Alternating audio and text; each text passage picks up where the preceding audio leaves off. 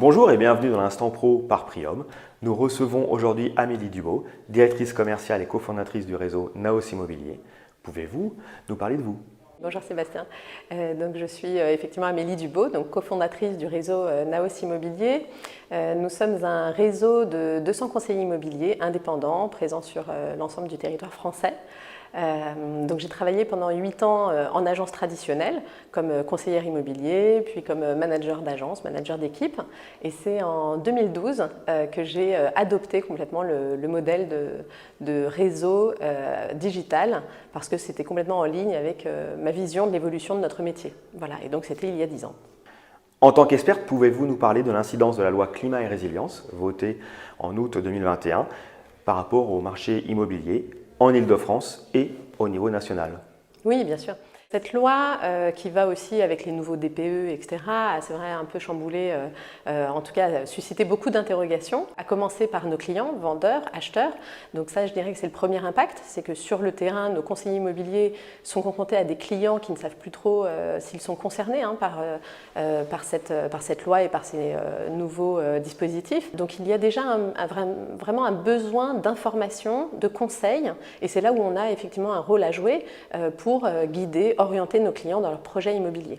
Ensuite, il y a évidemment un impact également sur le marché en termes directement de volume de vente qui va être généré justement par les propriétaires bailleurs qui ne pourront plus louer leur logement s'ils sont considérés comme passoires thermiques.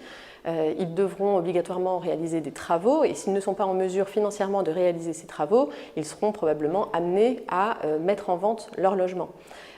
Avec derrière donc, des acquéreurs qui devront eux-mêmes financer ces travaux et donc ça aura probablement un impact également sur les acquisitions, les prix d'acquisition, les taux de négociation notamment. Concrètement, nous parlons de 5 millions de logements considérés comme passoires thermiques sur plus de 30 millions de logements en France. Vous nous avez parlé des prix de vente, mais qu'en est-il aussi du marché locatif ? Oui, effectivement, ça tient compte. Voilà, il y a beaucoup de logements considérés comme passoires énergétiques, passoires thermiques, donc ça concerne beaucoup de logements et les propriétaires bailleurs sont les premiers concernés puisque l'échéance justement 2023 est demain, donc les propriétaires bailleurs ne pourront plus relouer leur logement s'ils sont classés donc, en tant que passoires thermiques, G ou F même, très prochainement. Donc clairement, soit ils feront les travaux et ils pourront continuer à louer, soit ils ne pourront pas faire les travaux et dans ce cas-là, on risque de se retrouver avec des logements en moins sur le parc locatif, tout à fait. Il va donc y avoir des opportunités pour de futurs acquéreurs. Exactement, ça c'est le revers de la médaille, donc c'est certain que certains investisseurs notamment ils voient là une opportunité puisque plus on va s'approcher finalement des échéances de ce dispositif de la loi Climat et Résilience, plus les propriétaires bailleurs seront peut-être amenés à vendre leurs biens immobiliers, plus le nombre de passoires thermiques va augmenter sur le marché immobilier, ce qui forcément intéresse les investisseurs. Alors la décote est vraiment liée en fait au coût de la rénovation principalement, c'est-à-dire que la décote va être fonction de l'impact sur les travaux qui devront être réalisés dans les logements. Or c'est certain que les maisons ont souvent des coûts de rénovation beaucoup plus importants pour pouvoir améliorer leur classe énergétique. Donc forcément il risque d'y avoir un impact en effet beaucoup plus important sur les maisons que sur les appartements. Après il y a malgré tout une autre information également importante à prendre en considération, c'est que qui dit appartement dit copropriété, or les travaux à réaliser ne sont pas toujours très simples non plus au sein d'une copropriété, il faut avoir l'accord de la copro. Estimez-vous que l'ensemble des professionnels de l'immobilier, diagnostiqueurs, syndics, administrateurs de biens, transactionnaires, artisans et le financement, est-ce que ces personnes sont prêtes ? Alors non, loin de là. C'est-à-dire que déjà il y a eu beaucoup d'évolutions sur la loi, sur les derniers dispositifs.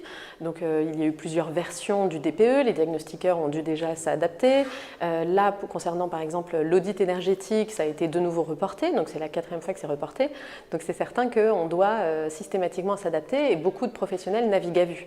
Donc beaucoup de professionnels, notamment en effet diagnostiqueurs également, ne sont pas suffisamment nombreux sur le marché pour pouvoir répondre, le cas échéant, aux besoins de ces nouveaux nouveaux diagnostics. Et puis quid également des travaux, c'est-à-dire que si chaque propriétaire bailleur classé en passoire thermique doit réaliser des travaux, derrière forcément ça va faire également beaucoup de travail pour des entreprises de rénovation qui ne sont pas forcément suffisamment disponibles et qui ne pourront pas répondre à cette forte demande. En conclusion, pouvez-vous nous donner votre ressenti concernant le marché immobilier pour 2023 ? Oui, alors 2022 déjà a été une très bonne année. On devrait terminer l'année avec un volume de transactions quasiment identique à celui de 2021, qui pourtant a été vraiment une année record. 2023, probablement les volumes vont également se réajuster. On va revenir sur un volume normal de transactions. Après, le marché de l'immobilier a toujours été cyclique, donc d'où l'importance en effet d'être sur un modèle également agile qui nous permet de nous adapter facilement aux évolutions de marché. C'est ce que nous faisons depuis 10 ans et c'est ce que nous continuerons à faire. Merci Amélie pour votre participation à l'Instant Pro par Prium et à très bientôt. Merci Sébastien.